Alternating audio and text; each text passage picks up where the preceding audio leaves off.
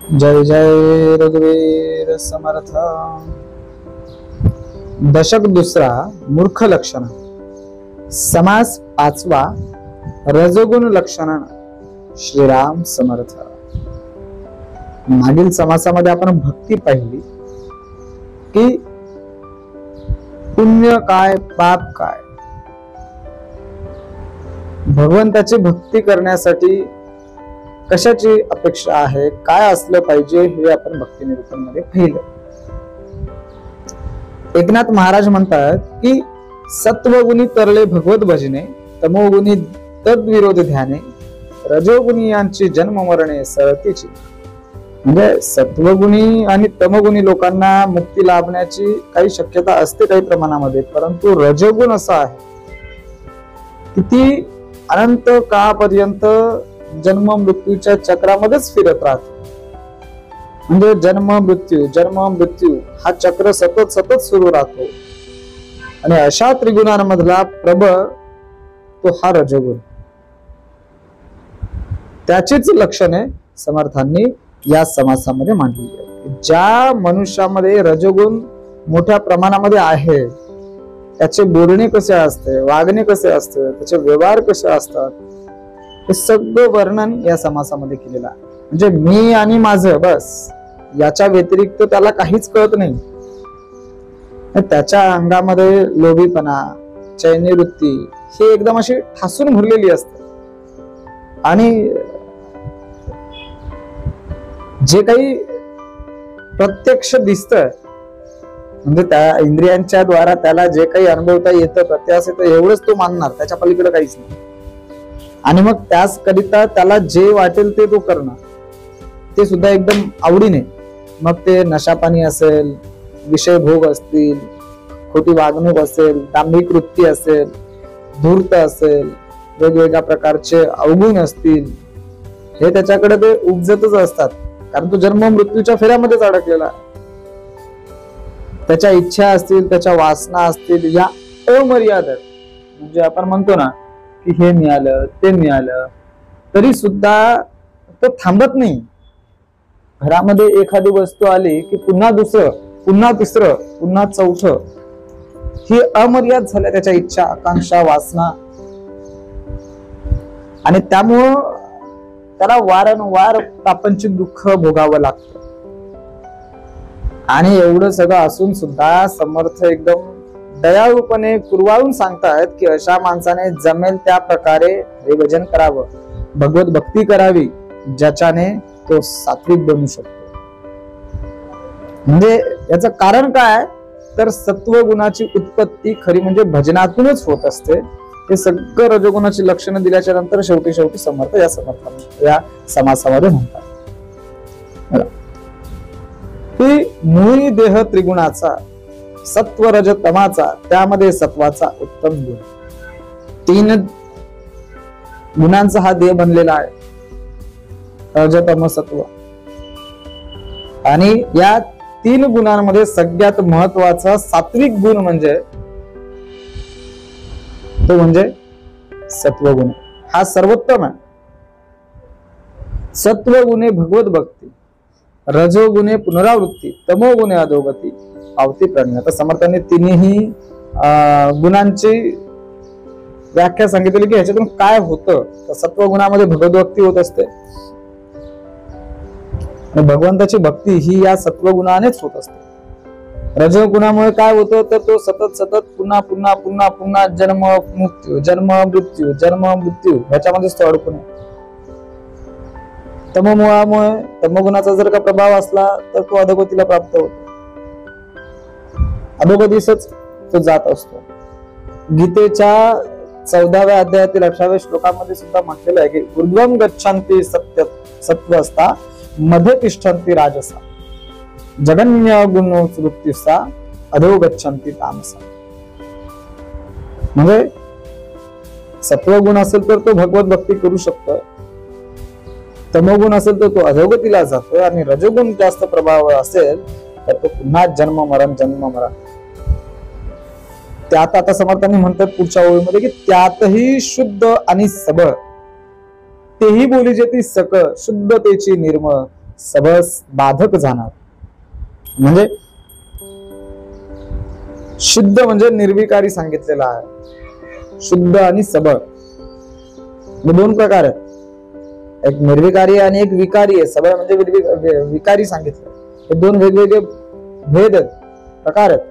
तेही बोली जेद सक म्हणजे हे सुद्धा पूर्ण विश्लेषण करून सांगतो असं समर्थांनी सांगितलंय की जरी रजोगुणी जरी असताना त्याच्यामध्ये पण दोन प्रकार येतात रजोगुणामध्ये सुद्धा.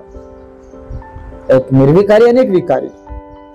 तर जे शुद्ध आहे अत्यंत निर्मळ आणि जे सबळ बाधक जाणारे म्हणजे तेच या देहाला बाधक आहे. शुद्ध सबळाचे लक्षण सावध परियसा विचक्षण. शुद्ध जो तो परमार्थी जाण सबळ तो संसारिक. बघा दोघांचं वर्णन केलेलं आहे की शुद्ध सबळाचे लक्षण समर्थ म्हणतात की शुद्ध सबळाची लक्षण ह्याच्यामध्ये सांगितलेली आहेत की परमार्थी हा खरं म्हणजे शुद्ध असतोय. शुद्ध तो परमार्थी जाण आणि सबळ कसा आहे संसारिक आहे. म्हणजे जो विकारी आहे तो संसारामध्ये गुंतून राहिला आहे आणि जो निर्विकारी आहे तो परमार्थी होतो. त्याच्याकडे सत्वगुण म्हणजे जरी तो रजोगुणी असला तरी सुद्धा तो सत्वगुणाकडे जातो. तर या संसारिकांची आता समर्थ या सबलाचं सांगतात. जो शुद्ध आहे तो परमार्थाला लागलेला आहे, त्याला कळलेला आहे. पण जो सबळ आहे त्याला कळत नाही, जो संसारामध्ये अडकलाय, जो दुःखामध्ये अडकलाय, त्याला समर्थ म्हणतायत. त्या संसारिकांची स्थिती देही त्रिगुण वर्तती एक येता दोन्ही जाती निघून. आता जे रोग संसारिक आहेत त्यांच्या शरीरामध्ये तीन. आता असं नाही की रजोगुणी म्हणजे त्याच्याकडे दुसरं गुण नाही, तीनही गुण प्रत्येकाकडे असतात. पण एक गुण जर का प्रबळ झाला तर जे दुसरे दोन गुण आहेत ते काय म्हणतात त्याला की ते माघार घेतात. म्हणजे त्यांचा प्रभाव कमी होतो, त्यांचं ऐकलं जात नाही.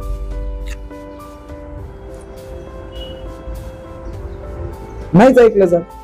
रजतम आणि सत्व येण्याची चाले जीवित्व रजगुणाचे कर्तृत्व दाखवत. समर्थांनी तीन गुण सांगितले. तीनही प्रत्येक देहामध्ये असतात, असं नाही की ते नाही आहेत. रजोगुणी असेल त्याच्याकडे काय तमोगुण आणि सत्वगुण नाही असं नाही आहे, कारण तिन्ही गुण नसेल तर ते जीवन नाहीये. म्हणजे तिन्ही गुणांमुळे जीवन त्याचं चालतं. रजोगुणाचं कर्तृत्व आपल्याला समर्थांनी या समासामध्ये स्पष्ट केलेलं आहे. रजोगुण येता शरीरी वर्तणूक कैसी करी सावध होऊन चतुरी परिसावी. आता समर्थ म्हणतात की आपल्याकडे खरोखर रजोगुण आहे का, असायला पाहिजे का, तो रजोगुण काय आहे ते आपल्याला बघायचं. जर रजोगुण जेव्हा येतो तेव्हा आपली वागणूक कशी असते हे सावधपणे ऐकायला सांगितलंय, चतुर होऊन ऐकायला सांगितलंय. बघा आता रजोगुण कसा असतो. माझे घर माझा संसार देव कैचा आणिला थोर ऐसा करी जो निर्धार तो रजोगुण. आता सुरुवात केली समर्थांनी. रजोगुण काय सांगतो बघा, सुरुवातच सांगतोय हे सगळं मी करतोय, घर मी बांधलंय, संसार मी करतोय. देवाचा काय संबंध आहे. आपण सांगतो ना की अरे त्याची कृपा आहे. कृपा काय मी काम केलंय म्हणून मी एवढं केलंय, हा रजोगुण आहे. माता पिता आणि कांता पुत्र सुना आणि दुहिता पितुकियांची वाहे चिंता तो रजोगुण. त्याला दुसरं काहीच नाही दिसत ना. माता पिता आणि कांता आई वडील बायको पुत्र सुना आणि दुहिता. मुलगा सून दुहिता म्हणजे त्याची मुलगी जावई. पितुकियांची चिंता त्याला त्याच्या यांच्या म्हणजे आप्त नातवकांच्या व्यतिरिक्त त्याला दुसरं कोणाशी काही मतलब पडलेलं नाही, तो रजोगुण. बरे खावे बरे जेवावे बरे ल्यावे बरे नेसावे दुसऱ्यांचे अभिलाषावे तो रजोगुण. म्हणजे आता चांगलं खातोय, सगळं त्याच्याकडे सगळ्या गोष्टी आहेत, चांगले चांगले कपडे घालतोय, सगळं त्याच्याकडे चांगल्या गोष्टी आहेत, चांगल्या वापरतोय तो. पण असं असताना सुद्धा दुसऱ्याचे अभिलाषावे म्हणजे एवढं त्याच्याकडे असताना पण त्याच्या मनामध्ये काय विचार, दुसऱ्याचं आहे ते पण माझंच. रजोगुण आहे ना तुझ्याकडे चांगलं आहे, मग दुसऱ्याकडे का पाहतो. रजोगुणी वृत्ती आहे. कैचा धर्म कैचे दान कैचा जप कैचे ध्यान विचारीना पाप पुण्य रजोगुण. म्हणजे आणखी रजोगुण काय काय करायला लावतो त्याला. दान धर्म हे त्याच्या मनातच नाही. जप ध्यान तो हेच म्हणणार, याचा काय फायदा आहे? पाप पुण्याचा त्याच्याकडे विचारच नाही. हा रजोगुण आहे. नेणे तीर्थ, नेणे व्रत, नेणे अतिथ अभ्यागत, अनाचारी मनोगत, तो रजोगुण. म्हणजे त्याला ना तीर्थ, ना कुठलं व्रत, ना कुठल्या अतिथीचा सत्कार सन्मान, ना त्याच्याकडे कुठली आचार शुद्धी, काहीच नाही. रजोगुण आहे. धनधान्यांचे संचित, मन होय द्रव्यासक्त, अत्यंत कृपणे जीवित्व, तो रजोगुण. म्हणजे त्याच्याकडं पैसा अडका भरपूर आहे, संचित त्याने भरपूर साठवलंय, मन होय द्रव्यासक्त म्हणजे तो त्या द्रव्याच्याच आहारी जाणार. द्रव्याच्या आहारी म्हणजे नुसता नशा करणं, त्याच्याच मागे, पैशाच्याच मागे, आणि कंजूसपणा करणार. एवढं सगळं असताना पण त्याची हाव करणार सगळं. अरे द्रव्य येऊ दे, पैसा येऊ दे, पैसा येऊ दे, कमावणार तो, त्याच्या मागे लागणार. पण एवढं करून पण हे करतो कशासाठी? आपण खाण्यासाठीच. पण तो त्याच्यामध्ये अडकणार, कंजूसपणा करणार, तो रजोगुणच आहे. मी तरुण, मी सुंदर, मी बलाढ्य, मी चतुर, मी सगळ्यांमध्ये थोर म्हणे तो रजोगुण. हे कोण सांगतंय? म्हणजे मी दिसायला एकदम सुंदर आहे, तरुण आहे, देखणा आहे, मी हुशार आहे, मी ताकदवान आहे, मी सगळ्यांमध्ये श्रेष्ठ आहे, मोठा आहे, हा रजोगुण आहे. माझा देश, माझा गाव, माझा वाडा, माझा ठाव, ऐसा ऐसी मनी धरी आव, रजोगुण. हा सगळा माणूस रजोगुणाचाच प्रकार आहे ना. म्हणजे हे सगळं सगळं सगळं माझंच. म्हणजे माझा देश, माझा गाव, माझी वाडी, माझी लोक, माझी माणसं, माझी शेती, माझी नोकरी, हे सगळं सुखरूप. बाकी लोकांचं काय चाललंय मला काही फरक नाही पडत. ही भावना त्याच्या मनामध्ये रुतली ना, म्हणजेच तो रजोगुण जास्तीत जास्त फोपावतो, आणखीन फोपावतो. कपट आणि मत्सर, उठी देई तिरच करत व कामाचा विकार, तो रजोगुण. म्हणजे त्याच्या मनामध्ये कपट वृत्ती असते, हेवा आहे, दुसऱ्याबद्दल तुच्छता आहे, काम वासना आहे त्याच्याकडे, दुसऱ्याबद्दलचा तो चुकीचाच विचार करणार, तिरस्कारच करणार, हा रजोगुण आहे. बाळकावरी ममता, प्रीतीने आवडे कांता, लोभ वाटे समजता, तो रजोगुण. मुलांवर एकदम मस्त ममता माया दाखवणार, प्रीतीने आवडे कांता, बायकोवर प्रेम करणार. आणि बाकी म्हणजे त्याच्या जो नातलग आहे, फक्त बस मी आणि माझे नातलग, मला बाकीच्या शेजाऱ्यांचा पाजाऱ्यांचा, मला इतरांचा कोणाशी काही घेणं देणं नाही. जीवलगांची कंती, जेणे काय वाटे चित्ती, तेने काय शीघ्र गती, रजोगुण आला. म्हणजे या सगळ्यांचं कसं होईल याची काळजी त्यांना वाटते, त्याच्या पलीकडे काहीच नाही. म्हणजे इतरांचं काय होईल हे नाही, फक्त माझे जेवढे आहेत ना बस तेच. संसाराचे बहुत कष्ट, कैसा होईल शेवट, मना साठवे संकट, रजोगुण. आता एवढं सगळं त्यांनी कष्ट केलेलं आहे, एवढं सगळं त्यांनी पैसा संपत्ती हे सगळं त्याने जमा केलं, एवढा मोठा संसार उभा केला. म्हणजे त्याने कष्ट करून केला ना, केले कष्ट त्याने, पण मग शेवटी त्याचं काय होणार हे सतत तो विचार करत राहणार. विचार करता करता करता असं संकट त्याच्या, म्हणजे तो स्वतः संकट तयार करतो. स्वतः कल्पना कल्पना मना कल्पिता कल्पिता कल्पिता कल्पिता कल्पनाच करत राहिला. मग त्याच्या पुढे हे संकट उभं राहतं. का मागे जे जे भोगिले ते ते मनी आठवले, दुःख अत्यंत वाटले, तो रजोगुण. जेवढं सगळं पूर्वी एवढं सगळं उत्पन्न केलेलं आहे, एवढं सगळा संसार उभा केलेला आहे, एवढी संपत्ती जमा केलेली आहे, जो काही सुख घेतलं, उपभोगलं, दुःख उपभोगलं, जे काही उपभोग घेतला त्यांची आठवण येते ना नंतर. आणि मग नंतर काही कालांतराने आपल्याला प्रकार माहितीये, मुलं बाहेर काढतात घराच्या, मग तो त्याचं विवरण करत बसतो, मी एवढी सगळं केलं आणि आज माझी बाहेर राहायची माझ्यावर वेळ आली, मला आज खायला भेटत नाही, एवढं सगळं उभं करून एवढं सगळं पाहतो, एवढं सगळं तयार केलं, प्रॉपर्टी संपत्ती सगळं तयार केलं, गोड खाता येत नाही, चांगल्या गादीवर झोपता येत नाही, खाली झोपावं लागतं, बाहेर फिरता येत नाही. म्हणजे या सगळ्या गोष्टींना त्याला मुकावं लागतं आणि मग या सगळ्याचं त्याला दुःख होतं. दुःख अत्यंत वाटले तर रजोगुणच आहे ना, हे सगळं रजोगुणामुळे घडतंय. एवढं सगळं बंगला उभा केला पण त्या बंगल्यात झोप लागत नाही, समाधान वाटत नाही, अजून रडतोय, दुःख आहे. कारण पुढं त्याच्यामध्ये राहायला भेटतं की नाही भेटत. वैभव देखून दृष्टी आवडी उपजली पोटी अशा गुणे इम्पुटी करीतो रजोगुण. म्हणजे जे दिसतंय ना ते अजून काहीतरी हवं हवं असं बंगला बांधलाय, अजून याच्यात हे पाहिजे, अजून त्याच्यात ते पाहिजे, अजून हे बाकी राहिले, अजून त्याच्यात ते बाकी राहिले. म्हणजे ते बाकी राहिलं त्याचं आणखीन दुःख. जे जे दृष्टी पडिले ते ते म्हणे मागितले लभ्य नसता दुःख झाले तो रजोगुण. जे काही दिसतं ना नवीन, अरे 4 चाकी गाडी घेतली, आता आणखीन मोठी गाडी पाहिजे, आणखीन मोठी गाडी पाहिजे, आणखीन पाहिजे, आणि मग ते नाही भेटलं, लभ्य नसता दुःख झाले. हे मनामध्ये सतत सतत दुःख आणणं म्हणजे रजोगुणच आहे. नवीच म्हणजे विनोदार्थी भरे मन शृंगारिक परी गायन राग रंग तान मान रजोगुण हा सुद्धा रजोगुणच आहे. म्हणजे नेहमी सतत सतत हसत राहणं, दुसऱ्याची निंदा करत राहणं, ही सगळी रजोगुणाची लक्षणं आहेत. टवाई ढवाई निंदा सांगणे घडे विवादा हास्य विनोद करी सर्वदा तो पण रजोगुणच आहे.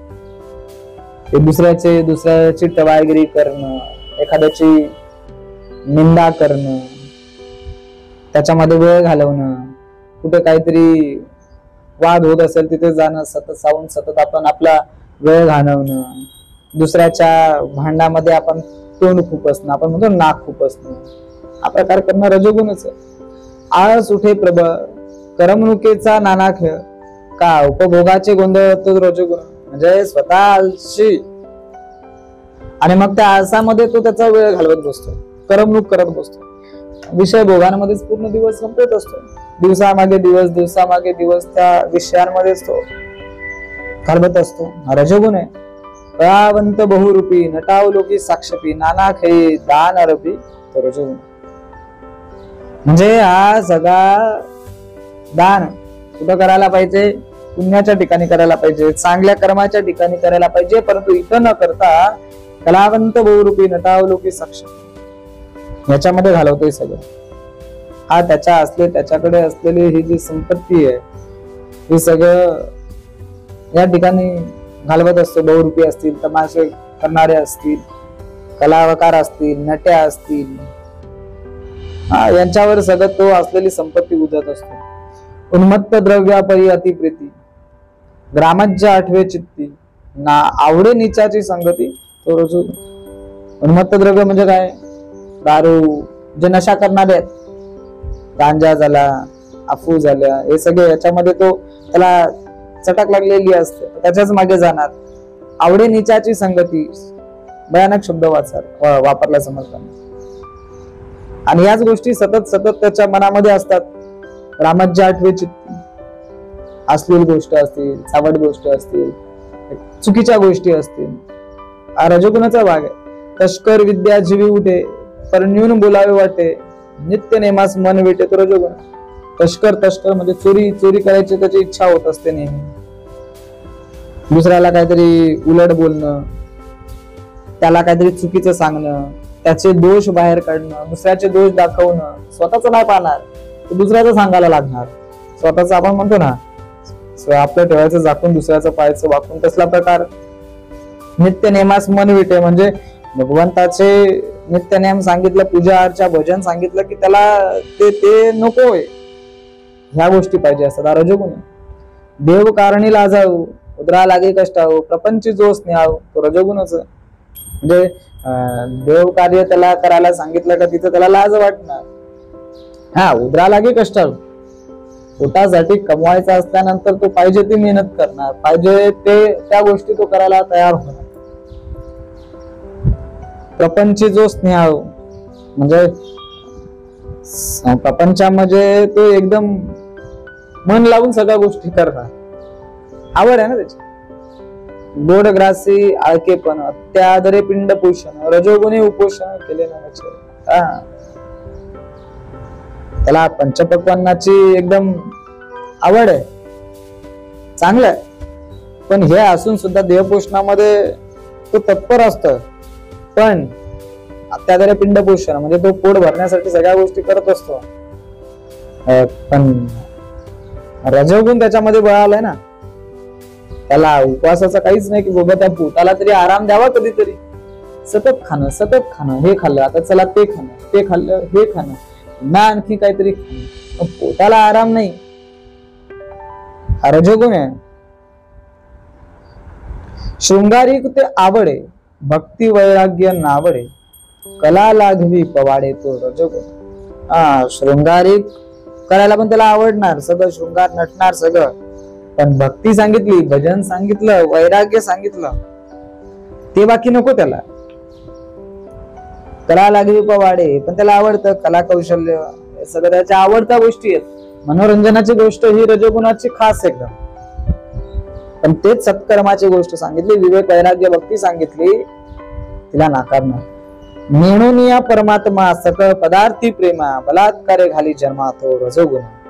म्हणजे परमात्म्याची तू ओळख घेत नाही, म्हणून या परमात्मा सकळ पदार्थी म्हणजे बाकीच्या परमात्माला भगवत भजन सोडून त्याला काहीही सांगा,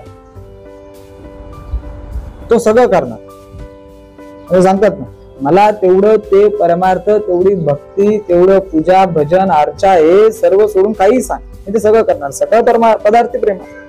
आणि मग बलात्कारे घाली जन्मा म्हणजे पुन्हा पुन्हा पुन्हा पुन्हा पुन्हा पुन्हा जबरदस्तीने. बलात्कारी शब्द इथे समर्थाने कशासाठी वापरलाय की जबरदस्तीने त्याला पुन्हा ह्या सगळ्या गोष्टी करतोय ना, मग पुन्हा मृत्यूच्या फेऱ्यातून पुन्हा जन्म, पुन्हा मृत्यू, पुन्हा जन्म, या फेऱ्यातून तो चुकत नाही. जबरदस्ती त्या रजोगुणामुळे जावं लागतं. ह्याचा विचार तो कधी करत नाही. असो ऐसा रजोगुण. आता समर्थांनी एवढं सगळ्या रजोगुणाचे प्रकार, रजोगुणाचे कारण सांगितले, रजोगुण कसा आहे. शेवटी म्हणतात असो ऐसा रजोगुण, लोभे दावी जन्म मरण, प्रपंच तो सबळ जाण, द्वारून दुःख भोगवी. म्हणजे आता हा एवढा रजोगुण प्रबळ आहे, तो लोभ उत्पन्न करतोय, पूर्ण जन्म मरणाचे त्या लोभातून फेऱ्या मारायला लावतोय आणि त्या फेऱ्यातून सगळं दुःख भोगतोय. आता रजोगुण हा सुटेना, सांसारिक हे तुटेना, प्रपंच गुतली वासना, यास उपाय कोण. पुन्हा प्रश्न आला आता एवढं सगळं तो जन्म मरण्याच्या सतत सतत सतत सतत फेऱ्यामध्ये येत राहतो, आता याच्यामधून निघालं तर पाहिजे. आता रजोगुण हा सुटेना, संसार काय त्याचा तुटायला तयार नाहीये, प्रपंच गुंतली वासना, या प्रपंचामध्ये तो एवढा गुंतलाय का तेच. मग याच्यावर उपाय काय. पुढे समर्थ म्हणतात की उपाय एक भगवत भक्ती, जरी ठाके ना विरक्ती, तरी यथानुशक्ती भजन करावे.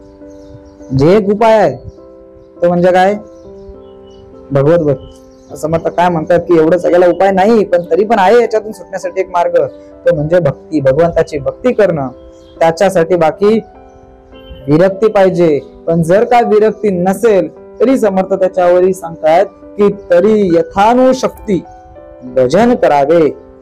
म्हणजे आपापल्याला आपल्या शक्तीनुसार, आपल्या सामर्थ्यानुसार, आपल्या ताकदीनुसार जसं शक्य होईल तसं आपण भजन देवाचं केलं पाहिजे. मग कसं ते पुढे सांगतात. काया वाचा आणि मने, पत्रे पुष्पे फळे जीवने, ईश्वरी अर्पून या मने सार्थक करावे. काया वाचा आणि मन ह्या तिघांना एकत्रित करून पत्रे पुष्पे फळे जीवने म्हणजे फळ, फूल, पान, जीवन म्हणजे पाणी, हे असे आपण पूजा अर्चा केली पाहिजे, त्या ईश्वराला आपण अर्पण केलं पाहिजे. ते सुद्धा कसं, शरीर, वाचा आणि मन हे सार्थकी लावलं पाहिजे. यथानुशक्ती दान पुण्य, परी भगवंती अनन्य, सुख दुःखे परी चिंतन देवाचीच करावे. म्हणजे यथानुशक्ती आपल्याला जसं शक्य होईल तसं आपण दान धर्म करता आला पाहिजे, पण तो भगवंताला धरून, भगवंताला सोडता कामा नये, परी भगवंती अनन्य,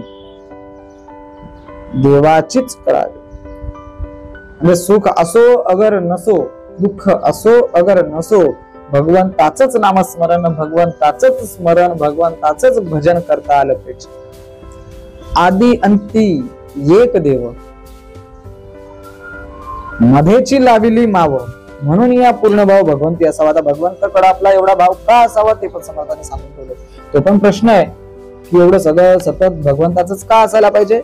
आदी अंती, आदी म्हणजे सुरुवातीला ही सृष्टी निर्माण होण्याच्या आधी सुद्धा, आणि अंती म्हणजे ही सृष्टी संपल्यानंतर सुद्धा तो एकच आहे, तो म्हणजे हा भगवंत.